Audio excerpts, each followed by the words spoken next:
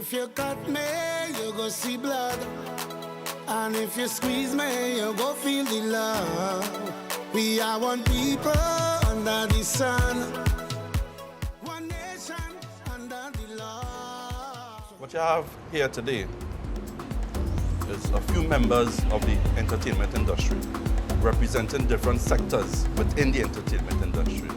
And it's basically a conversation about how we have been affected by COVID and just our personal views and perspective on how the entertainment industry has been affected.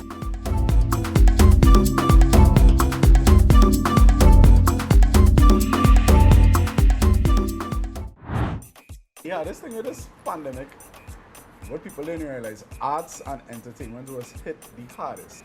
If you make $10 Friday, that $10 had to last you to whenever money come in. Yeah. Because as Gleason could tell you, the behind story, behind production, you had to rent the venue. Police, fire, EMA, health, public liability insurance, stage, song, lights, your workers to pay, security. The bills continuously go. People don't see that. When you go through social media and you're seeing people making these comments about these promoters only out to make people money.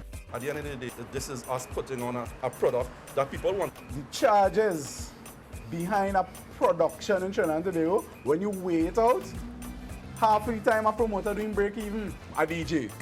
They just feel like DJ coming and open a laptop and put on headphones and playing. Well, I can say COVID affected me at the go initially, because usually myself and a couple of Calypsonians, former Calypso monarchs like myself, Karina Ashe, Devon Seal, we would usually head to a couple universities across the United States. We usually do some lectures, performances, and that kind of thing. And, you know, just when we were about to leave the country, the check was about to go into the bank account. We got a call, the Prime Minister is closing down the country, and that's it, it stops there. You know, and that was that was the first major dent for me, financially, and also as an artist. It was a big lash. I used to live out of a suitcase. I used to be out every weekend, making the money, making the dollar.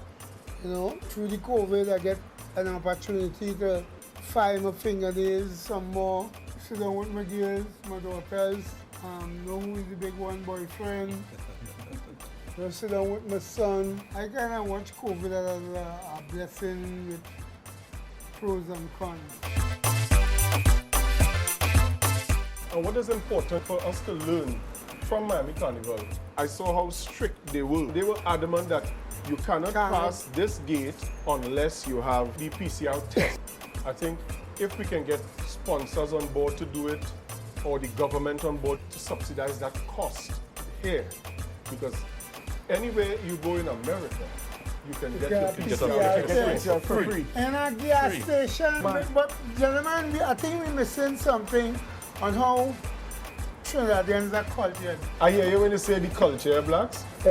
But you know, we do things one way here, but you know when we go abroad, we fall in line. Yes. So you know why? Yeah, we do adjust. You know, you go abroad, the police say, put on your seatbelt, don't do this. You don't do it, but the police say, Come back here, you know.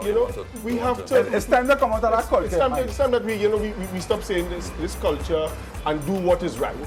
We can't stop saying it unless it's implemented. Yeah, well, we have to get again. No, but even when they try to put systems in place, we just fight these systems. That was saying. We have a problem with the right. It is just part of who we are. We just have a problem with the writings. There's a lot of work that should have happened earlier. Prior to that. Again, we are a country, we are accustomed with persons, with a lot of committees. We like committees in Trinidad. You know, something happened in Beaton, you set up a committee. We should have set up a committee months ago to see to see how Carnival would look or how it would be going into the actual parade. The parade. I would personally love to see some more government intervention and private sector intervention into Carnival, and much more attention to the service provider and the entertainer. I listen to a lot of radio programs during the day and morning, from morning right on.